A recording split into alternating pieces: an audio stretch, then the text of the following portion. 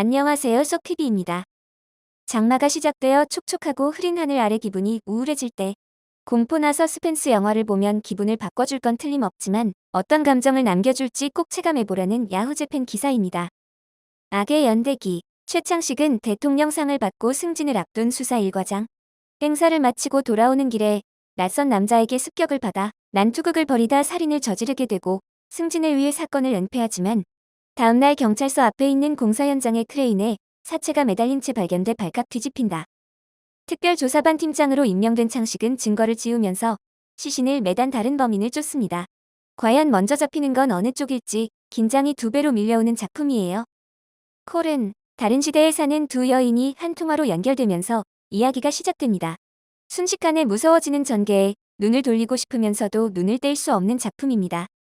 친정으로 돌아온 소연은 집에 있던 낡은 전화를 수없이 걸어오는 영숙과 이야기를 나누다 1999년과 2019년 시대에 사는 28세끼리 한 집에 살고 있다는 것을 알게 되면서 점차 돈독해집니다. 그런데 영숙이 어떤 일을 제안하면서 두 사람의 운명이 크게 달라진다.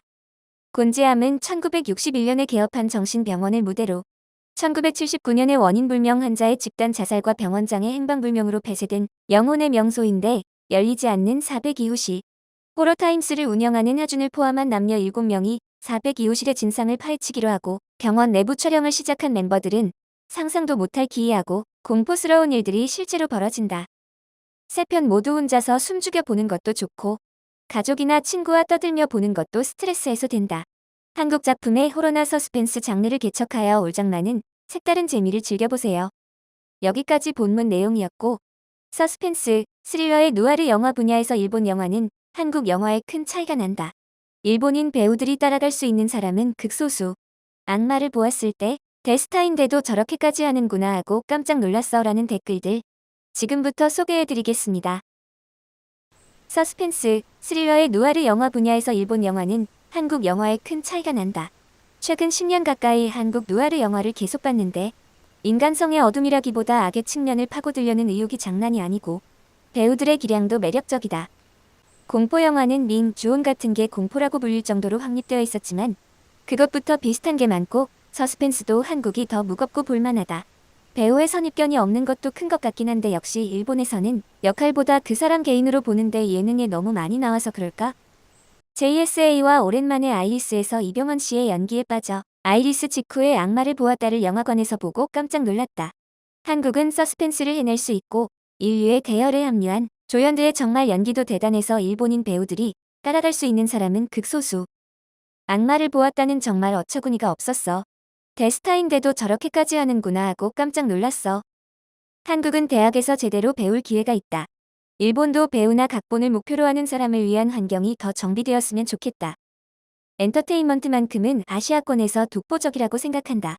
첫 관람 쉬리에 깜짝 놀라 그 이후 한국 작품의 팬이 되었다. 올드보이, 의형제, 살인의 추억, 추격자, 도가니, 괴물, 회사원, 아저씨, 수상한 그녀, 화산고, 신세계, 장롱, 검은 집, 부산행 등 장르를 열거하면 헤아릴 수 없다. 또 배우진도 잘생겼고 맛깔스러운 얼굴의 배우가 다수 있어 기대가 된다. 물론 꽝 작품도 있겠지만 한국 영화만큼은 아직 만난 적이 없다. 한국 영화는 공포 같은 건 엄청 무섭지. 비교적 유명한 서스펜스 작품에서 견디지 못하고 도중에 탈락했기 때문에 호러는 못 볼 것 같아 다른 분의 코멘트에도 있지만 이러한 축축한 무서움은 일본 영화의 특기 분야였는데 최근에는 메이저 배우를 너무 많이 써서 묘사를 적당히 하게 되어버렸는지 아이디어가 부족한 것인지 재미가 없어. 악의 연대기는 박서준 때문에 보기 시작했는데 줄거리에 끌려들어 주역들이 자신의 명예를 위해 죄를 뒤집어쓰는 모습이 아슬아슬했어. 마지막으로 모든 복선 회수가 이루어지지만 당해낼 수가 없었다. 저도 똑같아요. 혼자서 보고 누구에게도 감상을 전하지 못했어. 한국 요리와 영화는 좋아해. 한국의 좀비 영화나 드라마는 매우 재미있지. 공포 영화나 패닉 영화는 많은 돈을 들이고 배우들의 액션도 훌륭하다. 일본 영화에서 호러나 패닉 영화를 하면 반드시 어중간해져. 원작이 완결되지도 않았는데 실사화하거나 하니까 말야. 악의 연대기는 추천합니다. 복선 회수도 훌륭하고 남자라면 엄청 끌릴 거예요. 줄거리 읽어도 흥미를 끌 수 있는 영화인 것 같아. 사이가 나쁜 나라이긴 하지만 좋은 건 좋다고 평가는 하고 싶어. 콜은 잘 됐네요. 배우들의 연기도 리얼하고 훌륭했습니다. 구제불능의 라스트는 호불호가 갈릴 것 같습니다만. 한국의 연애물은 보지 않지만 서스펜스는 좋아해. 일본 원작의 화차와 방황하는 칼날도 일본 것보다 좋았다. 한국 공포나 서스펜스는 재밌어. 하지만 얼마 전에 본 영화가 어처구니 없었다. 실종이라는 영화인데 진짜 무섭고 뒷맛이 너무 안 좋아. 게다가 실제로 만났던 일을 재현했다고 쓰여 있어서 더욱 무서웠는데 인간이 너무 무섭다. 한국 엔터테인먼트의 기사에 긍정적인 코멘트를 할 때 하나같이 한국이 싫다라고 첫머리에 써야 직성이 풀리는 사람들이 있나 봐. 우선 한국 영화보다 일본의 멋진 영화나 드라마를 소개해줘. 코로나화로 일본 경제가 침체되어 있을 때 일본의 좋은 점을 전달해서 조금이라도 경제를 돌게 하고 지금은 외국보다 일본 국내 우선으로 해주면 좋겠어. 추격자는 상당한 걸작. 전직 형사로 유흥업소를 운영하는 김윤석의 몰락한 느낌이 최고지. 살인마를 연기하는 하정우의 평범함이 무섭고 서스펜스 연출의 완급이 치밀하게 계산되어 있어 보는 이의 기대를 저버리는 스토리 전개. 세상에서 가장 무서운 것은 인간이라고 통감된다. 걸쭉한 서스펜스계는 세계 최강이다. 역시 한나라 영화 한국전쟁 무대로 한 영화들도 양작이 많다. 너무 진해서 다 보면 피곤하거나 끝이 배드엔드도 많아. 곤지암 1961년에 문을 연 정신병원. 1979년에 원인불명 환자의 집단자살과 병원장의 행방불명으로 폐쇄되어 영혼의 명소였습니다.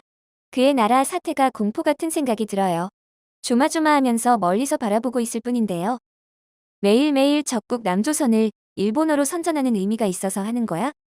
재방송에서 후지타 마코토 주연의 검객 장사를 보면 일본 드라마의 높은 수준을 실감할 수 있었는데 그 외의 드라마는 졸작들이 눈에 띄어 지금은 거의 일본 드라마를 보지 않고 있어. 일본에는 과거 영화 산업에 뛰어난 작품도 있었는데 어디서 단추를 잘못 채운 걸까요? 한국의 드라마나 영화는 재미있다. 배우분을 몰라서 하는 것도 있습니다만 내용에 들어가기 쉽고 공감할 수 있는 것들이 많아. 개인적으로 악의 연대기는 별로였어. 한국 영화에서 비슷한 이야기라면 끝까지 가면 단연 재미있는데 좀 그랬어. 서스펜스라면 일본에서도 리메이크된 블라인드 재미있습니다. 오토모 히로시 감독의 유랑의 검심 최종장은 절대 봐야 한다. 전 세계는 잘 모르겠는데 적어도 아시아권에서의 데이트를 기대합니다. 한국의 느아르는 정말 재밌지. 신세계라던가 일혈물 야쿠자는 싫었지만 스토리가 탄탄해서 감동까지 받았다. 왜 그렇게 한국에 대한 동경을 가진 사람이 많아? 억울하지만 한국 영화는 재밌다. 한국 밀어주는 거 이제 그만 됐어. 그야 일본 매스컴의 대주주 중에 저쪽 분도 많이 있으니까. 이번 영상은 여기까지입니다. 시청해주셔서 감사합니다. 구독과 좋아요 부탁드려요. 썩TV